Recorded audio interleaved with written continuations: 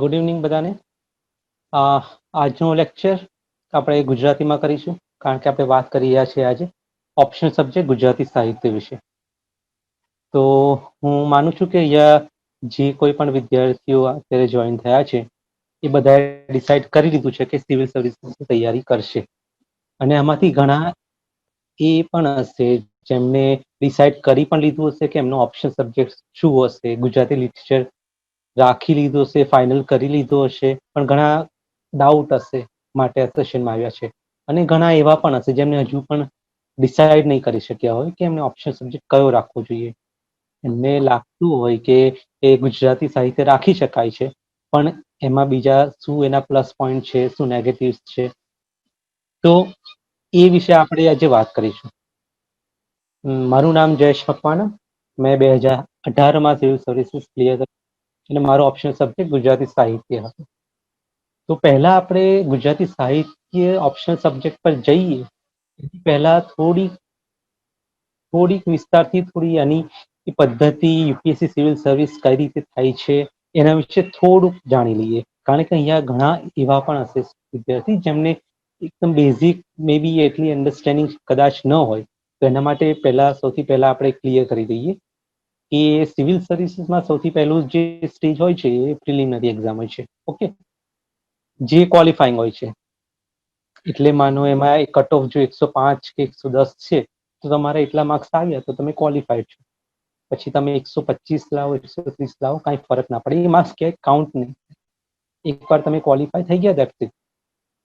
Okay, તો એ preliminary stage હોય છે. પછી આવે છે મેન્સ. મેન્સમાં ટોટલ 7 પેપર હોય છે જેના માર્ક્સ કાઉન્ટ થાય છે. એના સિવાય પેપર એક હોય છે, ઇંગ્લિશ લેંગ્વેજ ને એક તમારું જે સિલેક્ટ રિજનલ લેંગ્વેજના જે ક્વોલિફાઈંગ હોય છે, જેના માર્ક્સ કાઉન્ટ નથી થતા એ બે પેપરના, એટલે એ બે પેપરને આપણે ન ગણીએ. અને જેના કાઉન્ટ થાય છે એવા આપણે પાસે 7 પેપર હોય છે ટોટલ, જે લખવાના હોય છે. દરેક પેપર 250 માર્ક્સનું હોય છે, 250 ટોટલ 1750 માર્ક્સ, 1750 માર્ક્સ. આમાં જે પણ તમારા માર્ક્સ આવશે એ માર્ક્સ પ્લસ એના પછી ઇન્ટરવ્યુના માર્ક્સ, એ બંનેનું જે ટોટલ થશે એના બેઝ પર તમારું મેરિટ લિસ્ટમાં નામ આવશે. બરાબર.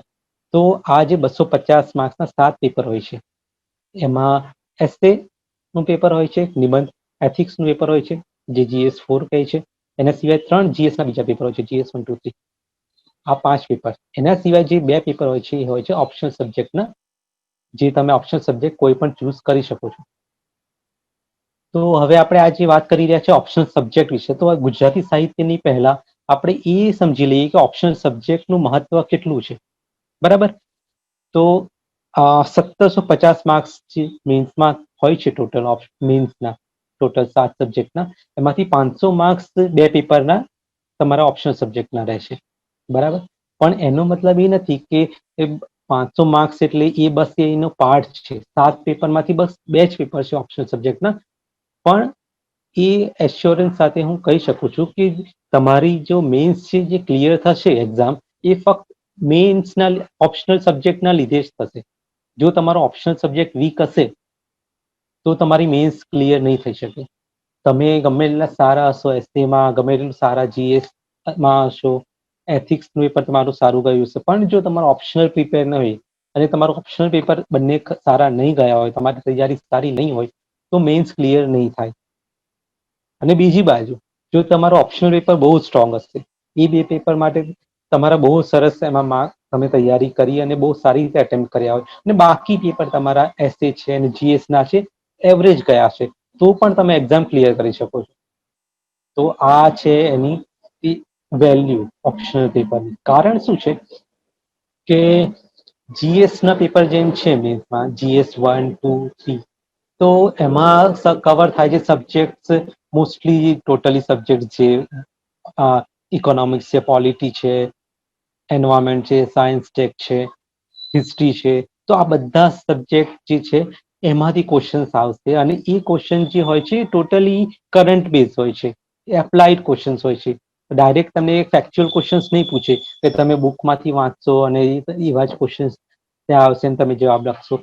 એ ફેક્ટ બેઝ હશે, ત્યાં સિચ્યુએશન બેઝડ હશે. તો એની તૈયારી તમે ગમે તેટલી ડેપ્થમાં કરો પણ તમે એક લેવલ પછી એને ક્રોસ ન કરી શકો એમાં માર્ક્સ. અને બીજી બાજુ જ્યારે ઓપ્શનલ પેપર છે, ઓપ્શનલ પેપર જે છે એનો સિલેબસ ફિક્સ છે, બરાબર. તમારે કોઈ પણ ઓપ્શનલ પેપર તમે સિલેક્ટ કરશો, ઓપ્શન સબ્જેક્ટ, એનો સિલેબસ ફિક્સ છે. એમાં તમે જેટલી વધારે તૈયારી કરશો એટલા તમારા માર્ક્સ વધારે આવશે. એટલા માટે ઓપ્શનલ પેપર, ઓપ્શનલની તૈયારી કરવી સૌથી વધારે મહત્વની વસ્તુ છે. એના વગર આ મેઇન્સ એક્ઝામ તમારી નીકળવી મુશ્કેલ હોય છે. એટલે જો તમે મેઇન્સ ક્લિયર કરવા માંગતા હોય તો સૌથી પહેલા તમારે એ ડિસાઇડ કરવું જરૂરી છે કે તમે ઓપ્શનલ સબ્જેક્ટ કયો રાખશો, બરાબર.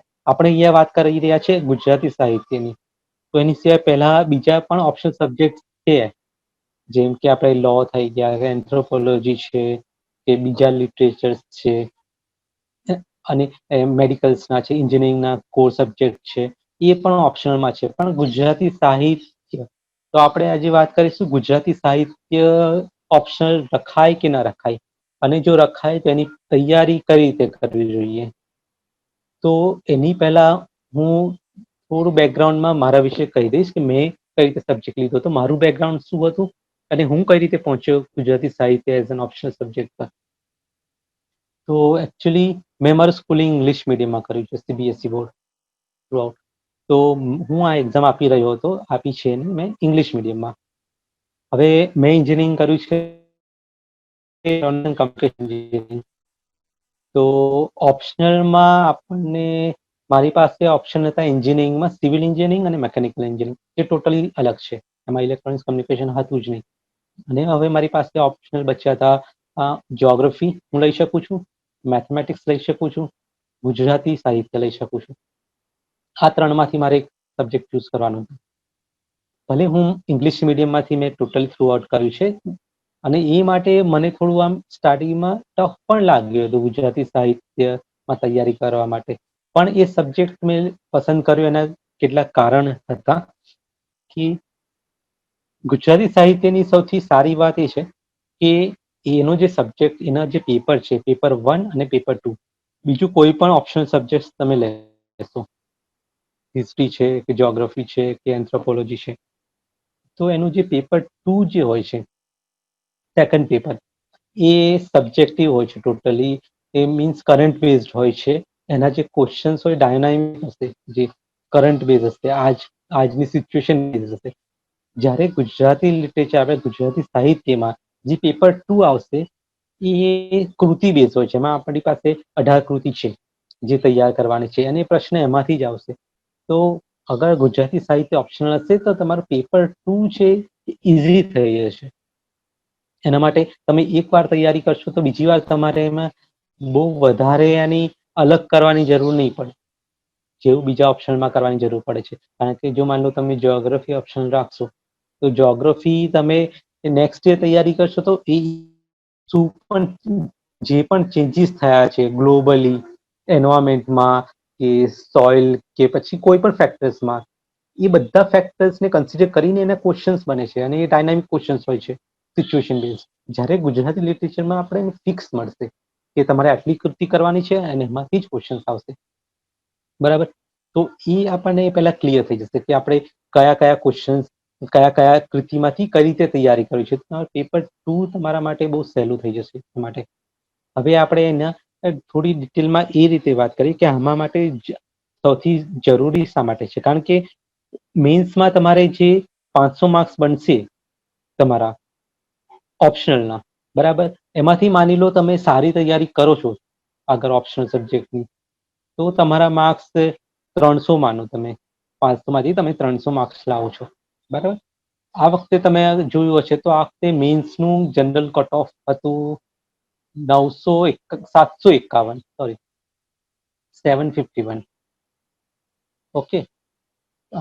તો એ પ્રમાણે તમે જોશો તો તમારે 300 માર્ક્સ જો તમારા ઓપ્શનલમાં આવી ગયા તો તમારે 451 માર્ક્સ લાવવાની જરૂર છે, બરાબર, આ 5 પેપરમાં ટોટલ.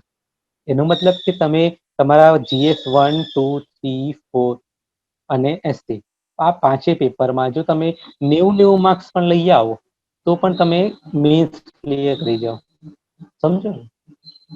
એટલે આ એક ઇમ્પોર્ટન્સ છે ઓપ્શનલ પેપરનું. એટલે એક વસ્તુ તમે ગાંઠ બાંધીને સમજી લો કે ઓપ્શનલ પેપર જો તમે તૈયાર કરશો સારી રીતે તો જ તમારી મેન્સ ક્લિયર થશે સારી રીતે. ઓપ્શનલ પેપર જો વીક હશે તો પછી મેન્સ ક્લિયર કરવી બહુ અઘરી થશે. અને મેન્સ પછી ઇન્ટરવ્યુના માર્ક્સ પણ, કારણ કે થાય છે શું કે જો તમે મેન્સનું કટ ઓફ ક્લિયર કરશો અને જો તમે જસ્ટ કટ ઓફ ક્લિયર કર્યું છે અને જો ઇન્ટરવ્યુમાં પછી શું થાય છે કે ઇન્ટરવ્યુ જે હોય છે 275 માર્ક્સનું છે, એમાં જો તમે એમાં જે પણ સ્ટુડન્ટ અપિયર થવાના છે, જેટલા બી સિલેક્ટ થાય છે મેન્સ ક્લિયર કરીને, એમાંથી જેના સૌથી હાઈએસ્ટ માર્ક્સ છે મેન્સમાં અને જેના સૌથી ઓછા માર્ક્સ છે મેન્સમાં, મીન્સ કટ ઓફ 751, અને એક કોઈ સ્ટુડન્ટ જે હાઈએસ્ટ હશે ચાલે છે 1000 માર્ક્સ, જે 1000 હાઈએસ્ટ છે, તો 751 અને 1000 માર્ક્સ, તો આપણે 249 માર્ક્સનો ડિફરન્સ છે.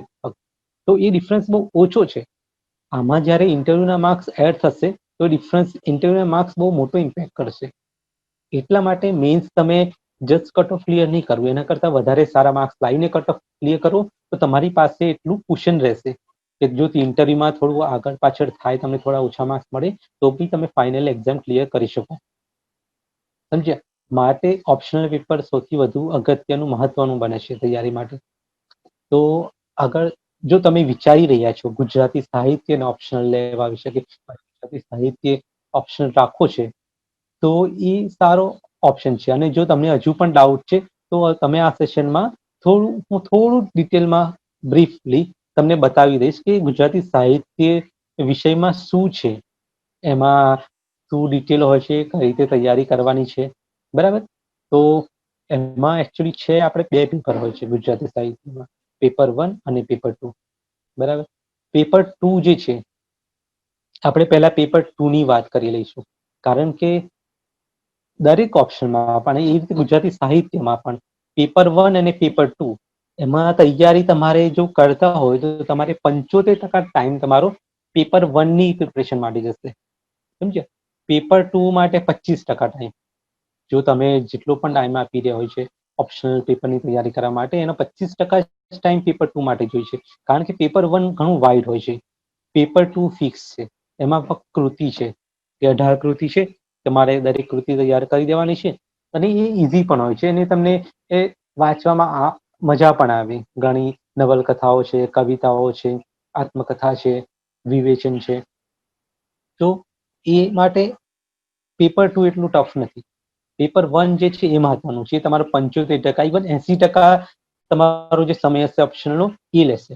તો તમારું મેઇન જે હશે પ્રિપરેશન પેપર 1 ની હશે. પેપર 2 તમારે જલ્દી થઈ જશે. અને પેપર 1 જો સારી રીતે તૈયાર થશે તો એનો અસર પેપર 2 માં પણ દેખાશે. તો આપણે વાત કરીએ પેપર 2 ની પહેલા, બરાબર? પેપર 2 માં આપણને મેઇન 18 કૃતિ છે, જેમાંથી નવલકથાઓ છે, જેમ કે છે પાટની પ્રભુતા છે કનૈયાલાલ મુનશીની, માનીની ભવાઈ છે પન્નાલાલ પટેલ, આ સરસ્વતી ચંદ્ર છે ગોવર્ધના ત્રિપાઠીની. આમાંથી જો તમે થોડા પણ સાહિત્ય રસિક છો, તમે જો ગુજરાતી મીડિયમમાં પ્રિપરેશન કરી છે અને તમે જો કોઈ સાહિત્ય બુક વાંચી છે તો મે બી તમે આમાંથી એકાદ મે બી નવલકથા વાંચી હશે. અને જો નહીં પણ વાંચી હોય, જો સાહિત્યમાં રસ છે તો તમને આ ઓપ્શનમાં વધારે મજા આવશે પ્રિપેર કરતા. તમે સમજી શકશો કઈ રીતે એ આમાં એક આનંદ મળશે તમને. મારી પર્સનલ વાત કરું તો મેં જે પણ પ્રિપરેશન કરી છે ઇંગ્લિશ મીડિયમમાં મોસ્ટલી હતી, બરાબર? તો મારા માટે ગુજરાતી સાહિત્ય એવો નવો વિષય હતો. સાહિત્ય ગુજરાતી ખુદ એક નવું હતું મારી માટે. એમાં પણ ગુજરાતી સાહિત્યિક ભાષામાં આ જવાબ લખવા, એને સમજવું, એને પેપર પર એક્સપ્રેસ કરવા, એટલે એ માટે તમારે થોડું ડેપ્થમાં તૈયારીની જરૂર હતી. પણ મારા માટે પ્લસ પોઈન્ટ એ હતો કે મને એક સ્વિચ મળતો હતો. જ્યારે હું પ્રિપરેશન કરતો હતો તો માન લો કે તમે પોલિટી છે, ઇકોનોમિક્સ છે, જિયોગ્રાફી છે કે કરંટ અફેર્સ છે, એ બધું વાંચીને ઇંગ્લિશ મીડિયમમાં અને એ બધી ફેક્ટ્સ ને એનાલિસિસ ને કરીને જ્યારે તમને એમ લાગે કે હા હવે આપણે આજના દિવસનો કોટા સેચ્યુરેટ થયો છે, ત્યારે તમે ગુજરાતી લિટરેચર લઈને બેસો તો એ તમને રિફ્રેશિંગ ફિલિંગ આપતું હતું. એટલે જ્યારે હું સ્વિચ કરતો હતો પ્રિપરેશન માટે કે ચલો આજે 4 કલાક આપણે જીએસ વાંચ્યું છે, હવે 3-4 કલાક ઓપ્શનલ પેપર માટે જોઈશું, તો ત્યારે હું રિફ્રેશ ફીલ કરતો હતો. ત્યારે મને લાગતું કે ચલો મજા આવી રહી છે, નવલકથા વાંચે છે, કોઈ કવિ વિશે વાંચે છે, કોઈ લેખક વિશે. તો એ વધારે તમને ફીલ આવે કે હા કંઈક ચેન્જ છે.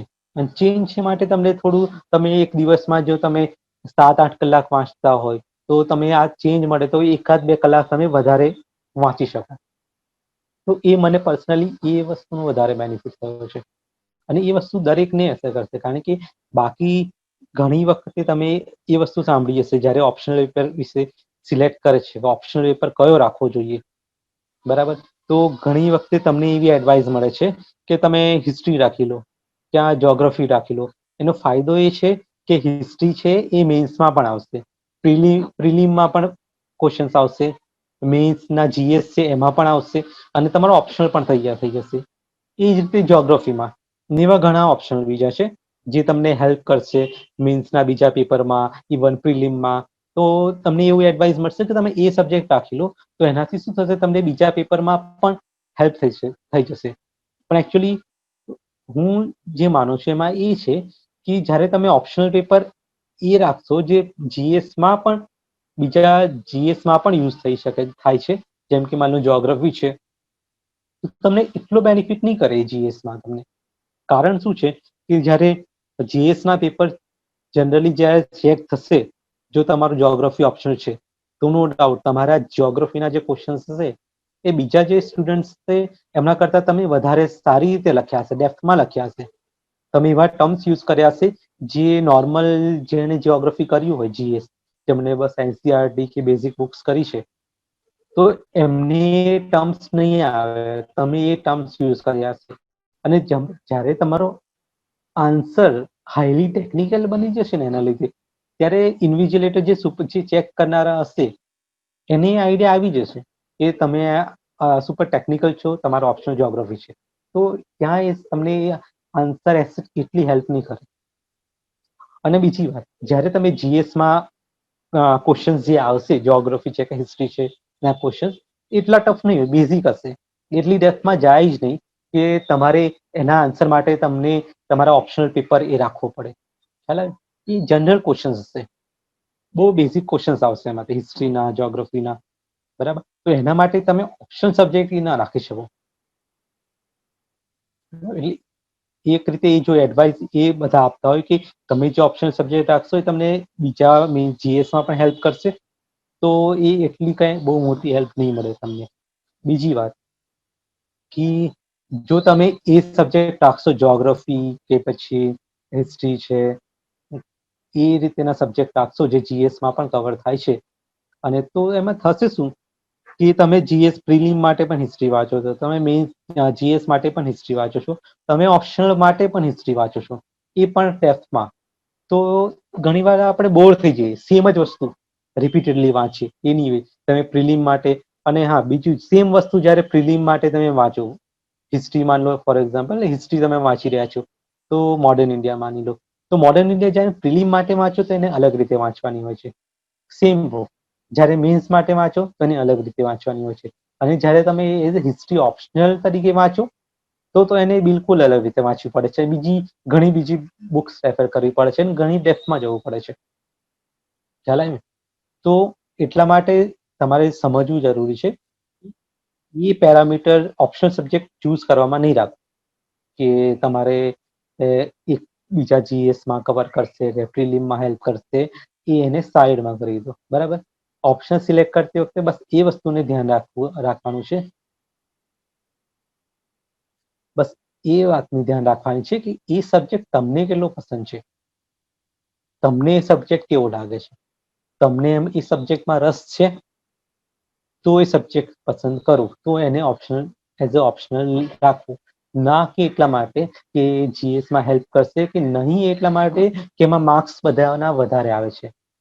માની લો બધાના માર્ક્સ વધારે આવે છે, એન્થ્રોપોલોજીમાં માર્ક્સ સારા આવે છે લોકોના, અને તમે એન્થ્રોપોલોજી રાખી લે, પણ જરૂર નથી તમારા પણ માર્ક્સ વધારે જ આવે છે, કારણ કે તમને એનો કોઈ આઈડિયા જ નથી સબ્જેક્ટમાં છે શું. તમને હ્યુમન ઇવોલ્યુશન, સોશિયલ ઇવોલ્યુશનમાં રસ નથી, તમારું મેડિકલ બેકગ્રાઉન્ડ નથી, 40% સિલેબસ એનું મેડિકલનું છે એન્થ્રોપોલોજીમાં. જો સાયન્સ બેકગ્રાઉન્ડ છે, મેડિકલ બેકગ્રાઉન્ડ છે એમાં પણ, તો એમને એન્થ્રોપોલોજી હેલ્પ કરે. ખ્યાલ તો આ બધા ફેક્ટર્સ કાઉન્ટ કરીને તમારે ઓપ્શનલ પેપર ચૂઝ કરવાનું છે. બરાબર. તો એટલા માટે ગુજરાતી સાહિત્યની જ્યારે આપણે અહીંયા વાત કરીએ તો ગુજરાતી સાહિત્યનો પ્લસ પોઈન્ટ એ છે કે એ પ્લસ પોઈન્ટ કહું છું આને કે એ બીજા કોઈ જીએસ ના પેપરમાં કે ક્યાંય તમને તૈયારી કરવામાં નથી આવતો. એ તમે તૈયારી કરશો ફક્ત ઓપ્શન માટે, અને એના માટે એના લીધે તમે ક્યારે એમાં જલ્દી બોર નહીં થઈ જાઓ તૈયારીમાં. તમે જીએસ વાંચતા વાંચતા કંટાળી જાઓ, હિસ્ટ્રી જ્યોગ્રાફી વાંચતા કંટાળી જાઓ તો ઓપ્શનલ પેપર વાંચી ગુજરાતી સાહિત્ય વાંચો તો તમે વધારે સમય આપી શકશો પ્રિપરેશનમાં. અને બીજી વસ્તુ, જો તમારો રસ આમાં વધારે છે, તમે ગુજરાતી મીડિયમ માંથી તમે સ્કૂલિંગ કરેલું છે, ગુજરાતી સાહિત્યમાં રસ છે તમને, તો આ સબ્જેક્ટ ઘણો સારો છે. બરાબર. બીજું આમાં જે વાત કરીશું ગુજરાતી સાહિત્ય એઝ એન ઓપ્શનલ, બરાબર, એમાં વાત કરીએ. આપણે કરીએ છીએ પેપર 2, ગુજરાતી સાહિત્ય પેપર 2 ની વાત કરીએ આપણે. બરાબર. તો ગુજરાતમાં મેં સ્ટાર્ટિંગમાં કીધું એમાં નવલકથાઓ છે, પાટણની પ્રભુતા માંડવીની ભવાઈ. બરાબર. સૌથી વધારે એમાં છે કવિતાઓ, 8 કવિતાઓ છે, કવિતા સંગ્રહ, કાવ્ય સંગ્રહ, જે એમાં કવિ કાંતનું છે, પૂર્વલાપ છે, રાજેન્દ્ર શાહની ધ્વનિ છે, ઉમાશંકર જોશીની સપ્તપદી છે. તો આ બધી કૃતિ છે. બરાબર. તો આ જે કૃતિ છે એ તમે વાંચશો તો તમને એક આનંદ પણ આપશે, કારણ કે સાહિત્યનું મેઇન જે ઉદ્દેશ્ય છે એ જ આનંદ આપવાનો હોય છે.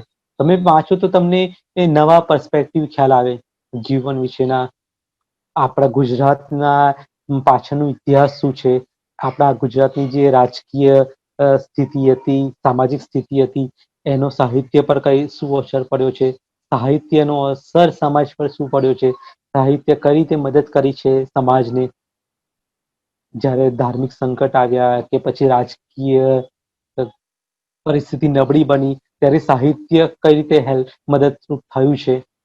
ખ્યાલ એની અસર રાજકીય પરિસ્થિતિની અસર સાહિત્ય પર કઈ રીતે પડી છે.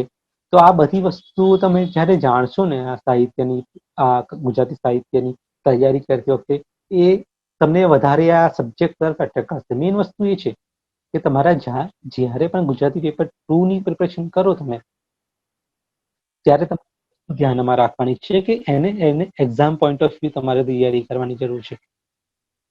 મતલબ એ કે જ્યારે તમે કોઈ ઓપ્શનલ સબ્જેક્ટ ચૂઝ કરશો, માની લો લો છે કે હિસ્ટ્રી છે કે જ્યોગ્રાફી છે, પબેટ છે, એ તો ગુજરાતી સાહિત્ય છે, ઇવન એન્જિનિયરિંગમાં છે, સિવિલ એન્જિનિયરિંગ, મિકેનિકલ એન્જિનિયરિંગ, તો આમાં ગ્રેજ્યુએશન પણ થાય છે.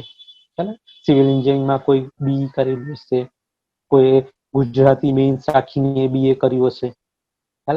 પણ જ્યારે તમે ગ્રેજ્યુએશન કરો એ સબ્જેક્ટમાં, ત્યારે એ સબ્જેક્ટની તૈયારી જે રીતે કરો છો, અહીંયા એની તૈયારી બિલકુલ અલગ રીતે કરવાની હોય છે.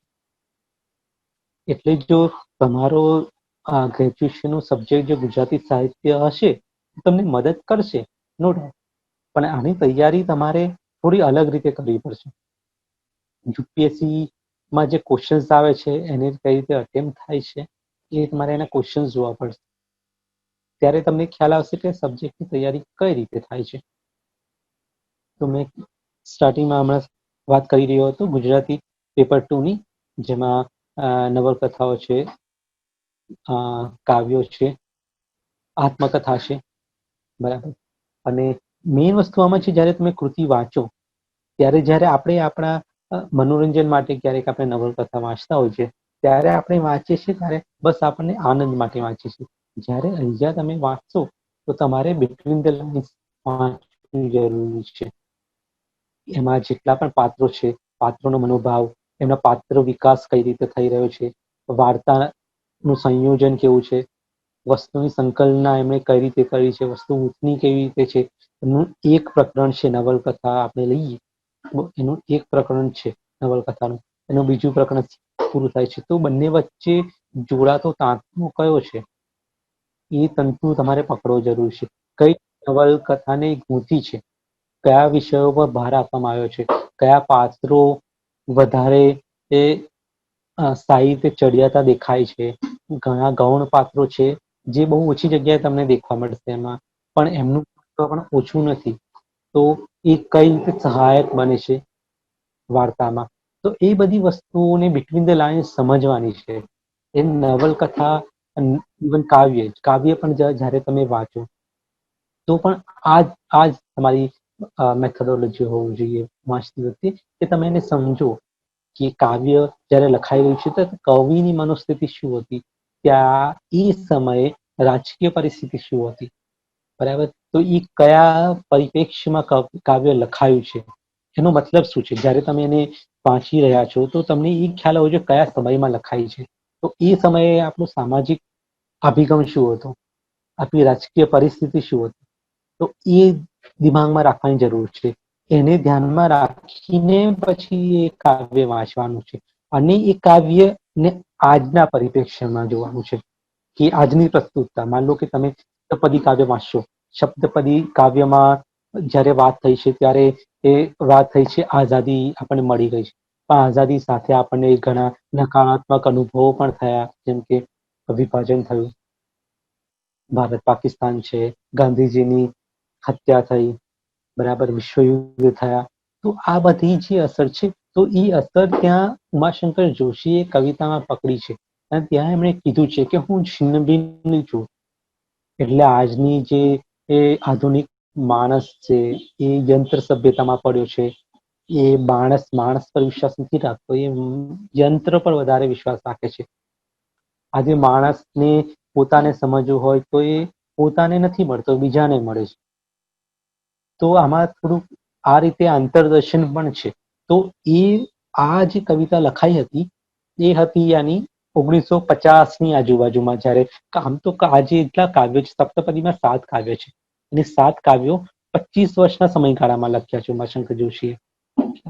તો એ 25 ગાળામાં લખાયા છે. તો એમણે એ સમયની જે એમની સંવેદના હતી માનસિક, એમના એ સમયના રાજકીય પરિપ્રેક્ષ્યમાં એમણે ત્યાં ઉતારી છે.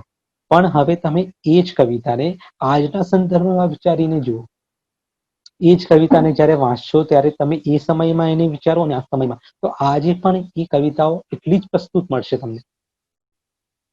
ચાલો, છિન્ન ભિન્ન છું. આજે પણ માણસ તેની એ આધુનિક માણસ જે વધુ આધુનિક બન્યો છે એ સમય કરતા પણ આજે આપણે કેટલા ડિપેન્ડન્ટ થઈ ગયા છે ઓનલાઈન સોશિયલ મીડિયા પર.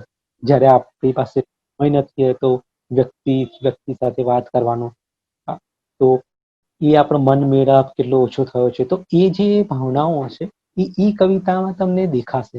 અને જ્યારે તમે એ વસ્તુના એ તંતુઓને કનેક્ટ કરશો તો તમે સમજશો એની અંદરની જે ગહનતા છે કાવ્યની. અને જ્યારે એના પ્રશ્નો જ્યારે તમે પેપર 2માં જ્યારે પરીક્ષામાં લખશો તો તમે આ વસ્તુને જ્યારે સમજી હશે ત્યારે તમે જવાબને બહુ સરસ રીતે લખી શકશો. જ્યાં તમે પ્રસ્તુત કરશો કે કવિ જે કહેવા માંગે છે આજે પણ કેટલું પ્રસ્તુત છે. ખ્યાલ આવે? એ જ રીતે દરેક કૃતિ કોઈ પણ લો, માનવીની ભવાઈ લઈ લો તો માનવીની ભવાઈમાં પન્નાલાલ પટેલે વાત કરી છે એ દુકાળ સમયની, જ્યારે અંગ્રેજોનું રાજ હતું ત્યારે દુકાળ પડ્યો, અને એમાં જે ગ્રામીણ જે એમણે એ વાતાવરણ આપ્યું છે, તો એમાં પણ એમણે પ્રસ્તુતિ એટલી જ છે. એમાં પણ એમણે જે પ્રેમ કથા કીધી છે, પણ પ્રેમ કથાની ઉપર જઈ એમને વાત કરી છે માનવતાની. એમાં પણ માનવતાવાદ તમને જોવા મળશે. તો આ જે હું કહી રહ્યો છું થોડું તમને કદાચ હમણાં તમે કદાચ નહીં સમજી શકો, કારણ કે તમે તૈયારી ચાલુ નથી કરી હશે. પણ જ્યારે તમે આ વાંચશો, પેપર 2ની તૈયારી કરશો, જ્યારે વાંચશો તો આ વસ્તુઓને ધ્યાનમાં રાખજો કે કઈ રીતે વાંચવું. નો ડાઉટ જ્યારે તમે ફર્સ્ટ રીડિંગ કરશો કોઈ પણ કૃતિ છે કે કવિતા છે કે આત્મકથા છે, તો પહેલા તમે સમજશો કે શું, પહેલા તો વસ્તુ શું છે, કે વાર્તા શું છે. તો એ વસ્તુને ધ્યાનમાં રાખવા માટે હમણાં ક્વેશ્ચન પૂછ્યો છે અશ્વત્થામા જે છે એ માર્કેટમાં અવેલેબલ નથી. આપણે એક ક્વેશ્ચન એન્ડ આન્સર સેશન લાસ્ટમાં કરીશું, અડધો કલાક, એમાં ટોટલી ડિસ્કસ કરીશું. તો નો ઇશ્યુ. વાત કરી ગયો તો હા, નવલકથા. તો નવલકથા જ્યારે તમે વાંચશો તો ત્યારે એ પહેલા તમે વાર્તાને સમજશો કે વાર્તા શું કહેવા માંગે છે, બરાબર. એના પછી જ્યારે તમે એને બીજી વાર વાંચશો તો તમે જોશો કે દરેક વ્યક્તિ છે તો દરેક પાત્રનો પાત્ર વિકાસ કઈ રીતે થયો છે. એ જ્યારે નવલકથા ચાલુ થઈ ત્યારે એની મનસ્થિતિ શું હતી, જ્યારે નવલકથા પૂરી થઈ ત્યારે એની મનસ્થિતિ શું હતી, અને એ ધ્યાનમાં રાખવું જરૂરી છે કે જે નવલકથાકાર છે તો દરેકની પોતાની એક રીત હોય છે. પાત્રોની એમની પાત્ર વિકાસ કઈ રીતે થાય છે, એનું વાતાવરણ કઈ રીતે હોય છે. જેમ કે તમે પેપર 2 માં નવલકથા આપણે જોઈએ તો બે એક છે કે અક્ષર યુગની છે આપણે સરસ્વતીચંદ્ર ગોવર્ધનરામ ત્રિપાઠી, બરાબર. ને આપણે લઈએ ગાંધી યુગની કનૈયાલાલ મુનશીની પાટણની પ્રભુતા. પાટણની પ્રભુતા છે ઐતિહાસિક નવલકથા છે, બરાબર. એમાં એ સમયની વાત કરી છે, ઐતિહાસિક પાર્ટ છે ટોટલી. સરસ્વતીચંદ્ર જે છે એ ગોવર્ધનરામ ત્રિપાઠીએ એમની જે એમના જે વિચાર હતા, જેમને એ વખતે હતું કે આપણી જે સંસ્કૃતિ છે, બરાબર, આપણી પૂર્વ સભ્યતા, અને જ્યારે અંગ્રેજને બધા એમની પશ્ચિમ સભ્યતા લઈ આવ્યા, એમનું એજ્યુકેશન, એમના ફૂડ હેબિટ્સ, એમનું કલ્ચર, જે આપણે ડોમિનેટ કરતા હતા, જે એમ કે અમે સુપિરિયર છીએ, અને એ તરફ આપણે પણ ખેંચાયા હતા ઘણા ખરા કે ના એમના કલ્ચરમાં આ વસ્તુ સારી છે, એમનું રિલિજનમાં આ રીતે કોઈ ડિફરન્સિએશન નથી હોતું, એમના કલ્ચર આવું છે, એમની લેંગ્વેજ. તો ત્યારે સરસ્વતીચંદ્ર જયારે આપી નવલકથા, ગોવર્ધન ત્રિપાઠી સરસ્વતીચંદ્ર જયારે નવલકથા આપી ભાગ પહેલો, ત્યારે એમણે આ વસ્તુને એમાં સરસ્વતીએ વાર્તામાં પરોવી લીધી છે કે કઈ રીતે પૂર્વ સભ્યતા અને પશ્ચિમ સભ્યતા બંનેનું કઈ રીતે થાય છે. બંનેમાં સારી વસ્તુ છે, અને આપણે કોઈ એક સભ્યતાને પસંદ નથી કરવાની. આપણે જે બંને સભ્યતાઓ છે એમાંથી જે સારી વસ્તુઓ છે એને અપનાવવાની છે. કોઈ સભ્યતા ખોટી નથી, દરેકમાં સારા હોય છે, સારી વાતો હોય છે, ખોટી વાતો હોય છે. તો આપણે સારી વાતો દરેક સભ્યતામાંથી સારી લેવાની છે, ને એ જ તમને જીવનની અર્થતા આપે છે. તો એ વસ્તુ એમાં બતાવી છે. બીજી વસ્તુ આપણે વાત કરી પાત્રની. તો જયારે આપણે સરસ્વતીચંદ્ર તમે વાંચશો તો તમે મુખ્ય પાત્ર જે છે, આમ તો મુખ્ય પાત્ર આ ભાગ એક છે જે આપણા સિલેબસમાં છે પેપર 2 માં, જેમાં મુખ્ય પાત્ર આમ સરસ્વતીચંદ્ર નથી, પણ સરસ્વતીચંદ્ર 4 ભાગની નવલકથા છે. તો એ બધા ભાગ બે આપણે ભેગા કરીશું તો મુખ્ય પાત્ર સરસ્વતીચંદ્ર છે, બરાબર. તો અહીંયા આપણે સરસ્વતીચંદ્ર જે છે, તમે અત્યારે જેવો જોશો, જ્યારે નવલકથા ચાલુ થશે ત્યારે એ પાત્ર, તમે એ નવલકથા પૂરી થશે ત્યારે પણ એ પાત્ર એટલો તમને નહીં દેખાય. એ જેવો શરૂઆતમાં હતો ઓલમોસ્ટ એવો જ હશે, બધા જ પાત્રો મોસ્ટલી. એમાં પાત્ર વિકાસ તમને એટલો વધારે નહીં દેખાય. ઓબ્વિયસલી દેખાશે પણ એટલો વધારે નહીં દેખાય, તમને તેમ જ લાગશે. જ્યારે પાટણની પ્રભુતા છે કનૈયાલાલ મુનશી, એ જ્યારે નવલકથાઓ લખે છે, એમની કોઈ નવલકથાઓ જોશો તમે તો તમે એમાં પાત્ર વિકાસ બહુ સારી રીતે તમને દેખાશે. એ જ્યારે નવલકથા ચાલુ થશે ત્યારે પાત્ર કઈ રીતે હોય છે, પાત્રમાં જે જે ઘટનાઓ હશે એ ઘટનાની અસર એ પાત્રો પર શું પડે છે, અને ઘટનાઓમાંથી એ પાત્રો શું શીખે છે, અને છેલ્લે પાત્રનો વિકાસ થતા એ પાત્ર છેલ્લે નવલકથાના અંત સુધીમાં કઈ સ્થિતિ પર પહોંચશે, તો એ તમે એમાં જોઈ શકશો, બરાબર. બીજી બાજુ તમે બીજી વસ્તુ જોશો તો કુદરતી દ્રશ્યો લઈ લો, કે માન લો કે કોઈ નગર કે કોઈ શહેરની વાત છે, કે કુદરતી વર્ણનો છે. તો કુદરતી વર્ણનોમાં તમે સરસ્વતીચંદ્રમાં જશો તો સરસ્વતીચંદ્રમાં ગોવર્ધન ત્રિપાઠીએ બહુ ઝીણવટતાથી એ વર્ણનો કર્યા છે. એ ભલે પાત્ર ના હોય, પાત્રના દેખાવ ના હોય, એમના હાવભાવ ના હોય, એમના ગુણો ના હોય, એના ગુણો ક્યાંથી આવ્યા એની પણ વાત કરી છે. એટલી ઝીણવટમાં ગયા છે. તો એમાં દરેક દેખાશે. એમાં કોઈ મંદિરની વાત કરી છે, એમાં તો મંદિરનું વર્ણન એને કર્યું છે, તો એની એટલી ઝીણવટ છે કે મંદિરની દિવાલો પર શું કામ કરેલું છે, એમાં લોકોએ કઈ રીતે ચિત્રો કર્યા છે, આજુબાજુ કયા ઝાડ છે, શું છે, એની બહુ જ ડિટેલમાં વર્ણન હશે. એકદમ ઝીણવટથી વર્ણન કરેલું છે.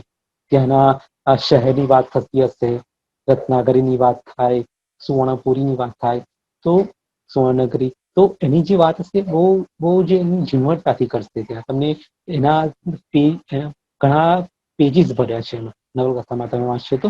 જ્યારે તમે પાટણની પ્રભુતામાં આવશો તો તમને એવા વર્ણનો કેવા નહીં દેખાય. પાત્રની વાત થશે, પાત્રના ગુણો બતાવાશે, પણ એ 3 કે 4 વાક્યમાં તમને બતાવી દેશે.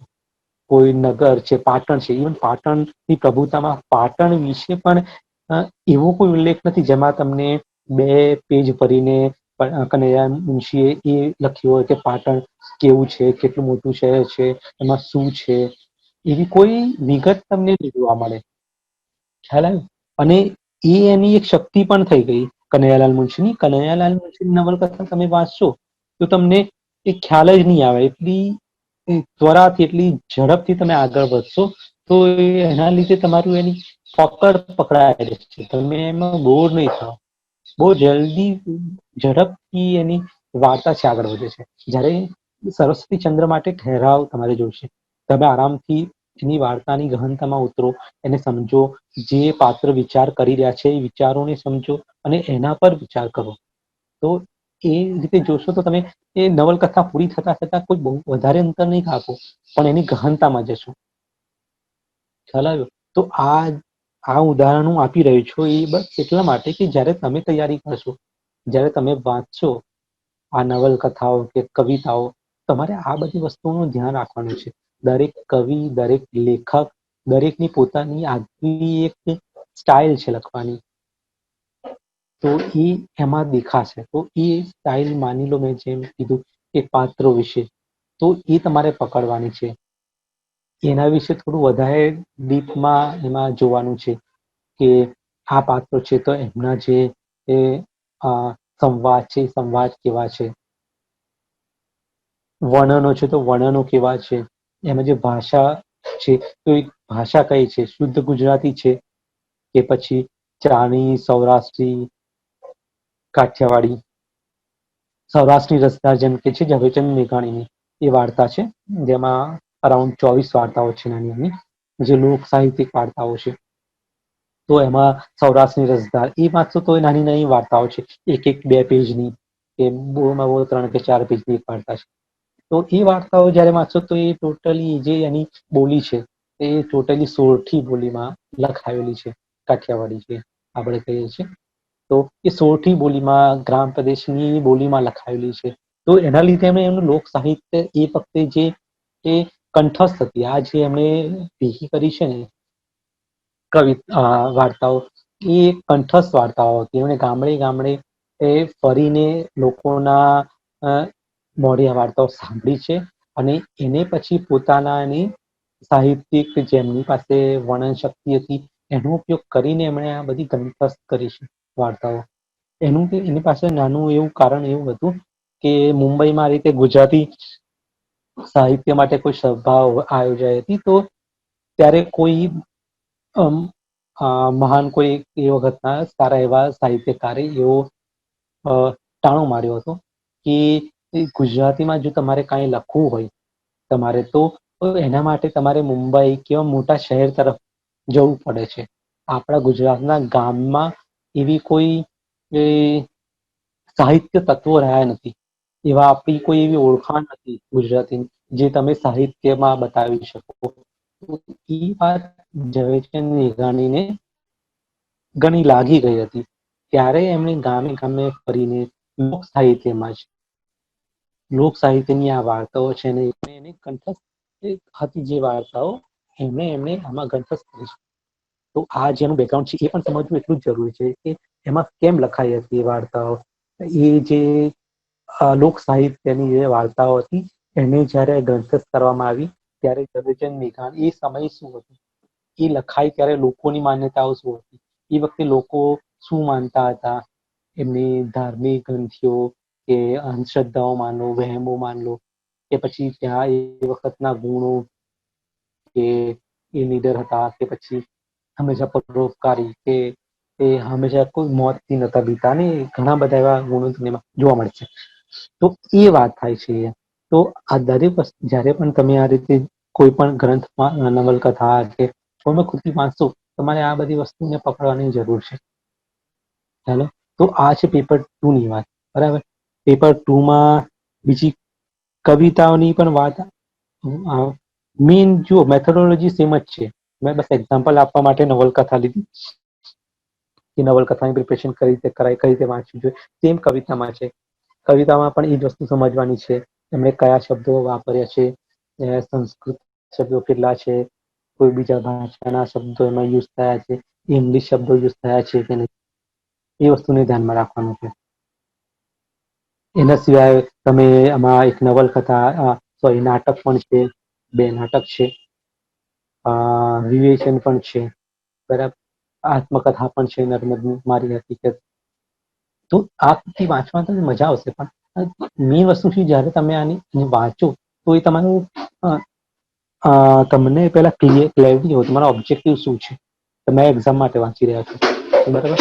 તો જ્યારે તમે વાંચવાનું ચાલુ કરો તો સૌથી પહેલા એક કામ જરૂર કરજો કે છેલ્લા 5 વર્ષના પેપર જેટલા પણ છે, પેપર 2 જે છે, જ્યારે પેપર 2 ની તૈયારી કરો ત્યારે પેપર 2 માં કૃતિ વાઇઝ છેલ્લા 5-10 વર્ષના પેપર લઈ લો.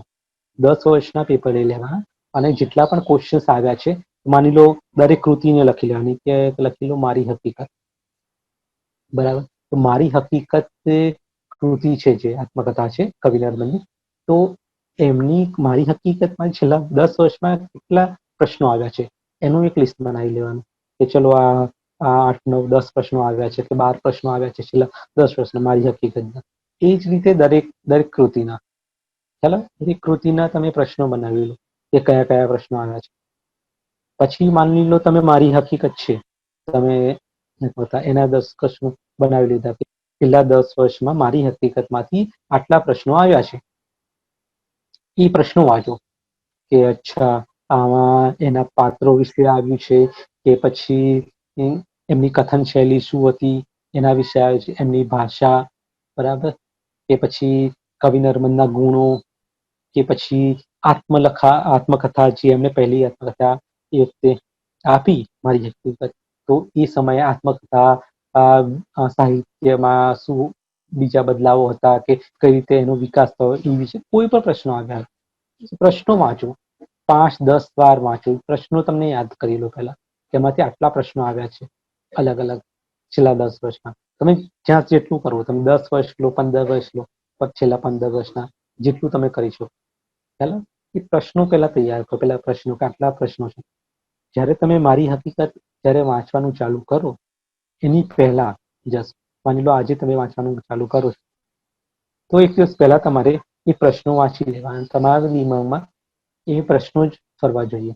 અને એટલે જ્યારે તમે બીજે દિવસથી જ્યારે એ આત્મકથા વાંચશો તો તમને જેમ જેમ વાંચતા જશો તો તમને સમજમાં આવશે તમે શું વાંચવાનું છે, પ્રશ્નો કયા પૂછાય છે, તો તમે કઈ વસ્તુ પર ભાર આપવાનો છે, કઈ વસ્તુ પર ને યાદ રાખવાની છે, કઈ વસ્તુને છોડવાની છે, કઈ રીતે વાંચવાનું છે, તો એ તમને વધારે ખ્યાલ આવશે. એટલે તમારે એવી મહેનત નહીં કરવી પડે. નહીં તો શું થશે કે તમે અત્યારે સીધી મારી હકીકત કે કોઈ નવલકથા લઈને બેસી જશો અને મજામાં વાંચી નાખશો નવલકથા, પણ તમને એ ખબર નહીં પડે કે એમાં તમારે યાદ શું રાખવાનું છે, પ્રશ્નો શું આવે છે, આમાંથી પૂછશે શું એક્ઝામમાં. એટલા માટે ભલે તમે નવલકથા એક પણ વાર એ કૃતિ નથી વાંચી, તો પણ એના પ્રશ્નો વાંચો, પહેલા પ્રશ્નો યાદ કરી લો કે કયા પ્રશ્નો આવ્યા છે. એટલે માની લો તમને એવું આવશે કે પાટણની પ્રભુતામાંના સ્ત્રીપાત્ર, બરાબર, એ પ્રશ્ન છે.